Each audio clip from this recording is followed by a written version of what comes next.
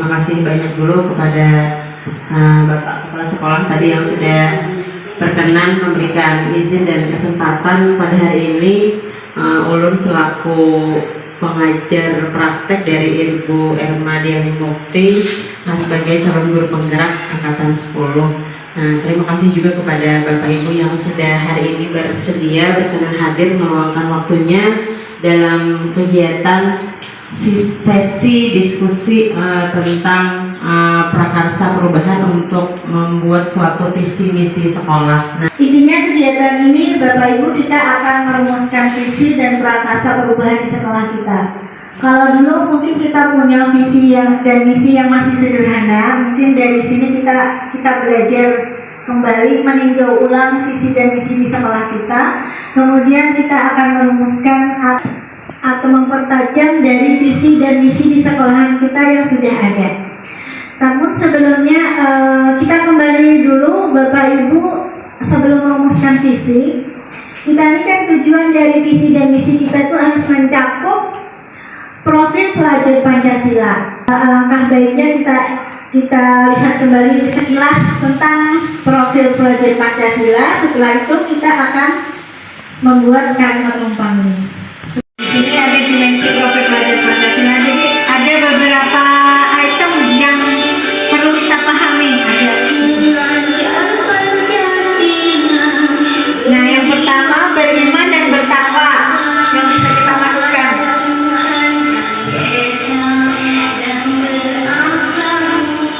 Berakhlak mulia, ya. Berkebinekaan global, misalnya Surya, gotong royong, mandiri, kreatif, dan bernalar kritis.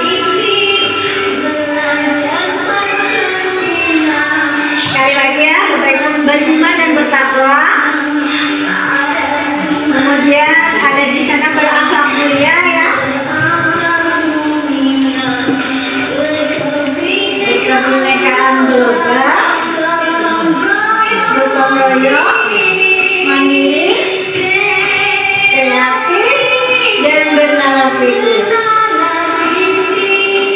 Nanti Bapak Ibu akan dipersilakan untuk memberikan pendapatnya, ya. Jadi kita di sini ungkapkanlah apa yang sudah Bapak Ibu lihat selama ini di sekolah kita, apa yang sudah terjadi di sekolah kita, dan apa yang akan kita impikan nanti. Sudah selesai Bapak Ibu? Coba ingin mengetahui pendapat dari Bapak Saiful. Coba silakan Bapak Saiful. Silakan untuk menyampaikan pendapatnya tentang kalimat rumpang tadi. Silakan Bapak. Assalamualaikum warahmatullahi wabarakatuh. Waalaikumsalam warahmatullahi wabarakatuh. Saya akan menyampaikan pendapat kalimat rumpang saya. Kalimat rumpang cita-cita untuk murid. Kita memimpikan murid-murid yang kreatif, prestasi, mandiri, berakhlak mulia, berbudaya, dan berwawasan global. Kita percaya bahwa murid adalah anak-anak yang memiliki karakter dan keunikan masing-masing, serta memiliki keistimewaan dan bakat yang dapat kita gali seoptimal mungkin. Di sekolah kita mengutamakan pembelajaran yang berpihak pada murid. Murid di sekolah kita sadar betul bahwa mereka berada di sekolah untuk mendapatkan pendidikan dan pengajaran yang layak, mendapatkan ilmu dan budi pekerti. Kita warga di sekolah ini yakin untuk dapat membantu dan membimbing murid agar dapat mencapai kebahagiaan dan keselamatan sesuai dengan potensi yang dimiliki mereka. Kita dan warga di sekolah ini paham bahwa setiap anak memiliki bakat dan kemampuan masing-masing yang satu sama lain saling melengkapi. Terima kasih. Terima kasih. Pinjam sebentar ya Bapak Ibu.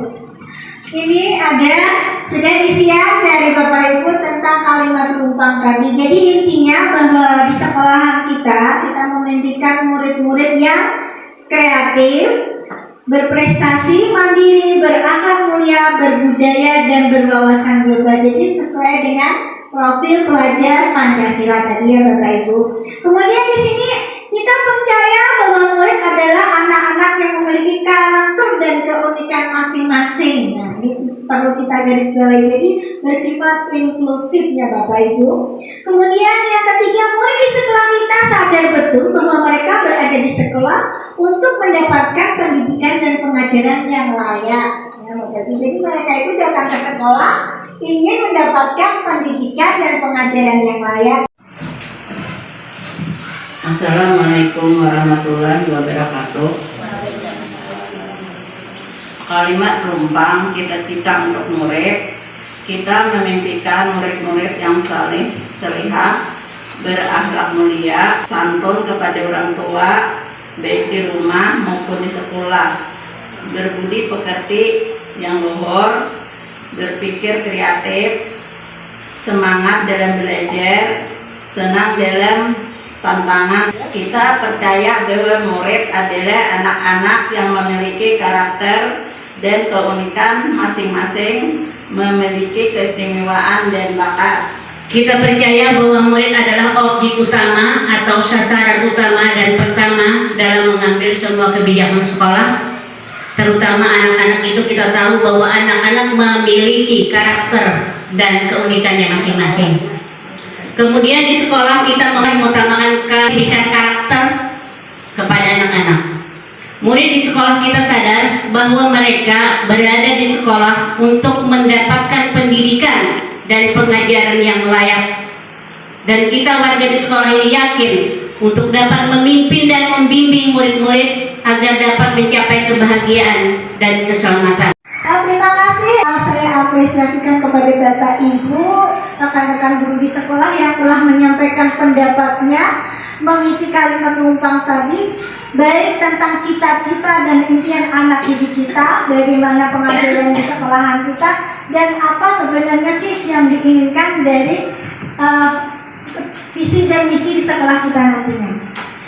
Di sini ada sebuah kalimat ya sebelum visi gitu. Mari bersama-sama wujudkan perubahan dunia pendidikan menuju keberpihakan kepada murid. Karena kita di sini tadi kan menuju kebahagiaan dan keselamatan. Kemudian kita lebih mengutamakan pada keunikan pihakkan kita kepada murid di situ. Kemudian ada yang dinamakan di sini konsep Bagja ya. Bapak Ibu, Pak B itu apa? Kita buat pertanyaan dulu. A. Ambil pelajaran. G. Itu gali mimpi.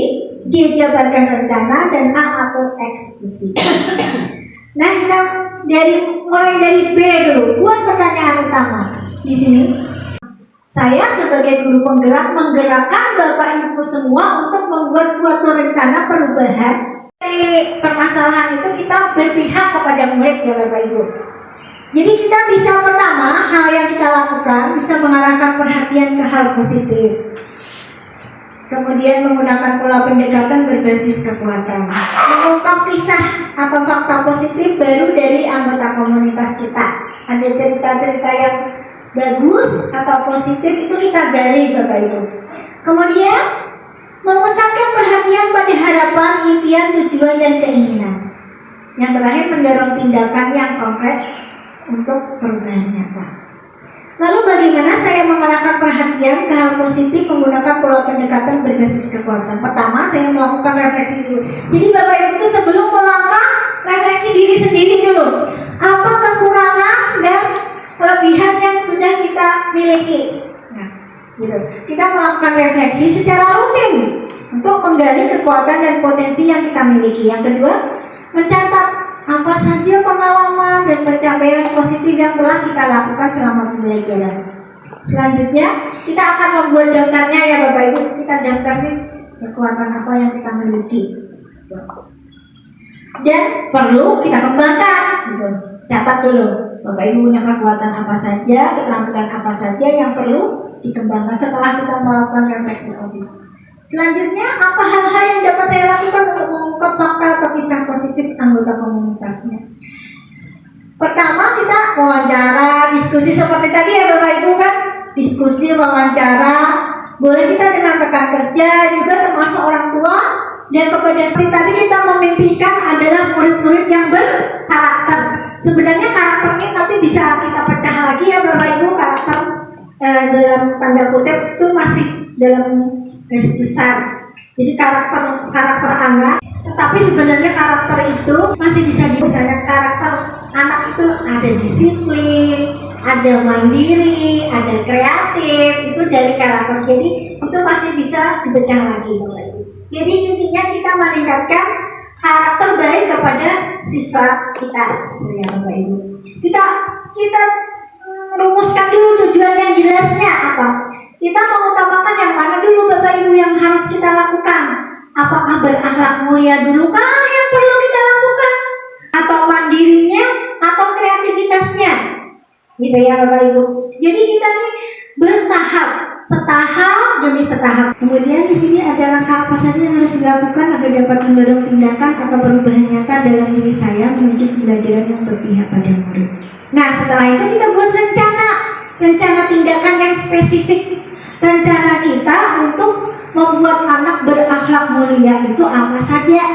Nah, bisa kita berkoordinasi dengan guru bidang agama juga agar berakhlak mulia. Mereka bisa melakukan sholat berjamaah, ya, setiap hari Jumat kita laksanakan itu sholat berjamaah.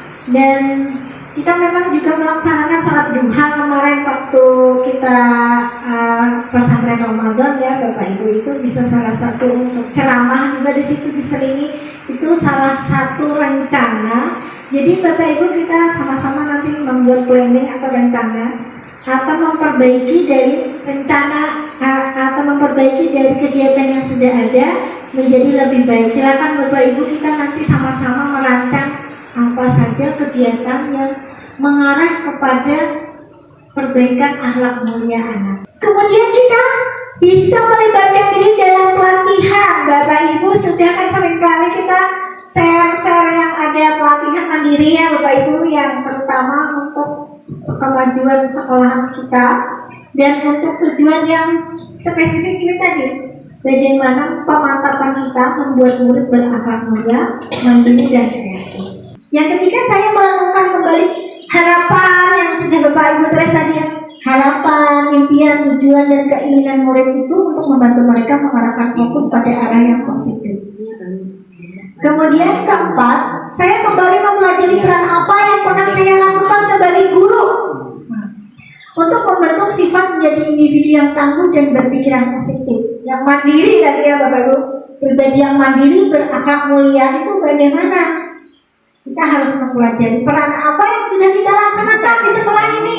Apakah selama ini kita jadi penonton saja, ataukah kita sudah menggerakkan mereka? Gitu ya. Kita tinjau kembali peran kita. Setelah itu, keenam, saya berusaha mengambil pelajaran dari pengalaman orang-orang di sekitar. Bisa Bapak Ibu, istilahnya kalau ingin jauh ya studi banding. Studi banding itu adalah mengambil pengalaman pelajaran dari sekolah-sekolah yang lain. Atau kita bisa bertanya ke sekolah yang dekat-dekat saja bagaimana pengalaman mereka dalam mendisiplinkan anak misalnya, dalam memandirikan anak, dalam mewujudkan anak yang berakhlak mulia. Dari kalimat umpah itu kita rumuskan, jadi Bapak dan Ibu yang penting tadi berakhlak mulia intinya, kemudian mandiri dan kreatif. Nah itu bisa kita rumuskan dalam sebuah visi nanti yang diawali dengan kalimat mewujudkan murid yang berakhlak mulia, mandiri dan kreatif, misalnya menghadapi tantangan di masa depan. Nanti kita rumuskan bersama-sama Bapak Ibu dari kalimat rumpang tadi berdasarkan impian kita, berdasarkan tujuan kita menjadi sebuah visi untuk kemajuan sekolah. Kemudian kita bisa melakukan adaptasi, evaluasi, dan situasi dari kebutuhan siswa secara berkala dan melakukan perubahan yang diperlukan. Kesimpulan dari kegiatan hari ini, kita memprakarsa perubahan dari visi dan misi kita mungkin yang dulunya masih mengambang. Bapak Ibu kita tentukan yang pertama kita ingin mewujudkan generasi yang satu apa Bapak Ibu tadi? Berakhlak mulia. Silakan mungkin Bapak Ibu boleh dicatat masing-masing ya. Kita dari hasil kesimpulan kita hari ini, kita menginginkan dari visi kita, generasi yang berakhlak mulia. Satu. Silakan supaya kita nanti terarah gitu, fokus tujuan kita. Mewujudkan generasi yang berakhlak mulia yang pertama. Yang kedua adalah mandiri. Yang ketiga adalah kreatif dalam menyongsong masa depan. Mungkin itu saja dari hasil diskusi bersama kita tentang merumuskan prakarsa perubahan dan akhirnya terwujudlah visi untuk sekolahan kita. Kiranya itu saja yang bisa saya sampaikan. Mungkin kita kembalikan kepada Ibu pengajar praktek, Ibu Anissa. Silakan.